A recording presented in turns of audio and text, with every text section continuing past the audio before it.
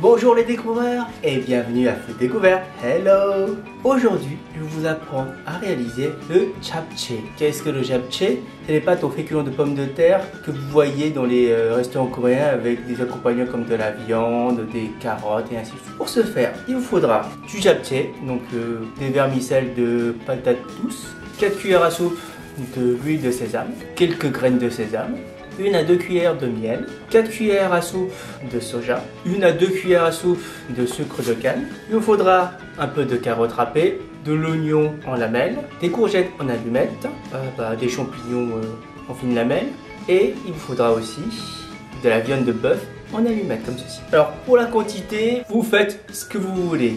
Là c'est du japchae, c'est du freestyle. Vous mettez la quantité d'aliments que vous souhaitez le plus consommer dans un japchae. Et là, au visuel, vous savez déjà ce que je veux manger le plus.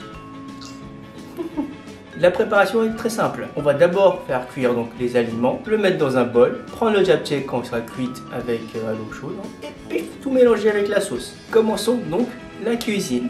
Vous allez mettre un peu d'huile, allumer le feu, commencez par introduire les aliments qui cuisent le plus longtemps, les carottes pour nous.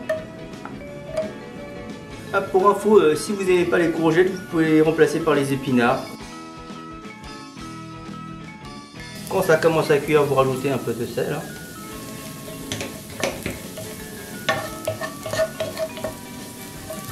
Quand vous voyez ça commence à cuire, vous allez rentrer les courgettes, les oignons et les champignons.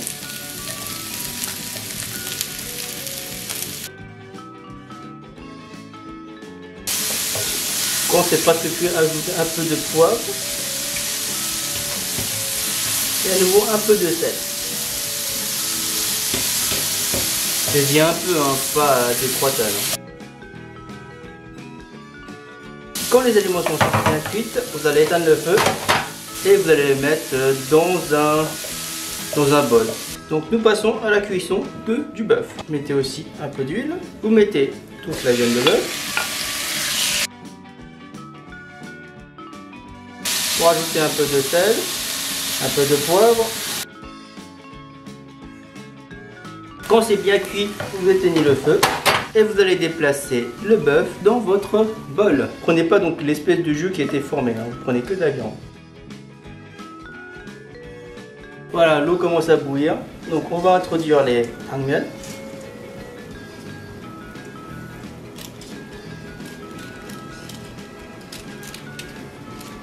Voilà, c'est clair que c'est pas trop le truc.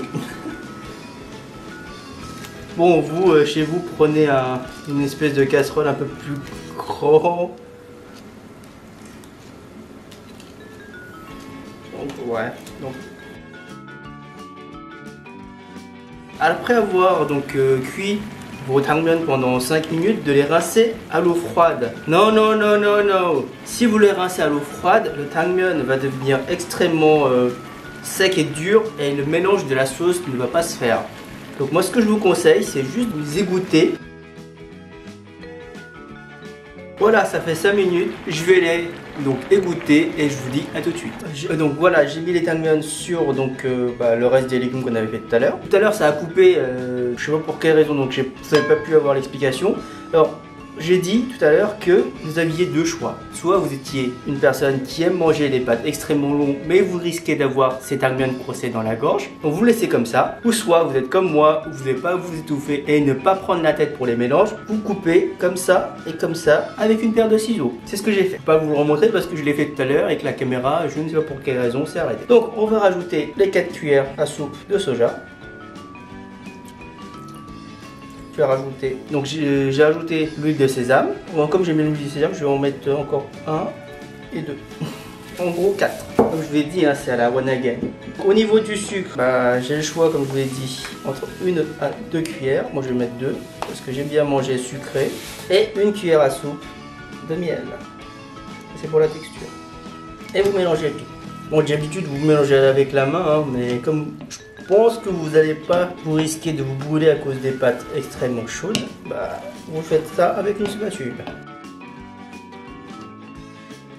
Alors, là, une petite astuce. Alors, si c'est seulement si vous aimez de l'ail et que vous n'êtes pas rebuté par l'odeur de l'ail, parce que la plupart des Européens ne kiffent pas trop l'ail, à part si vous êtes italien ou Moyen-Orient, on va dire, vous rajoutez une petite dose de ail haché. Bon, je vais pas le mettre parce que, premièrement, je sais pas d'ail haché, je sais pas préparer.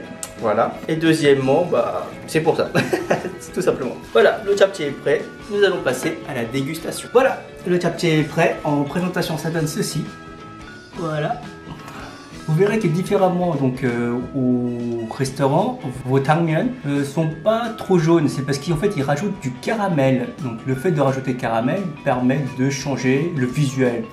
Mais bon, au niveau du goût, ça change pas grand chose. Donc voilà, passons à cette dégustation. Il faudrait que je prenne quelque chose là pour vous montrer comme ça à chaque fois que je mange. Vous prenez votre... Même coupé, ça vient comme ça.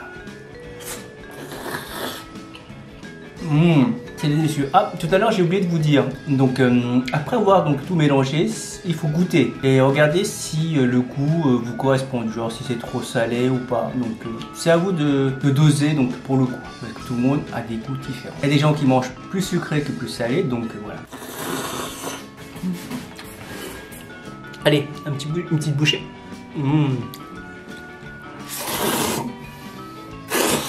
Voilà, c'est tout pour aujourd'hui. Je vous dis à la prochaine et soyez toujours en bonne santé. Ciao!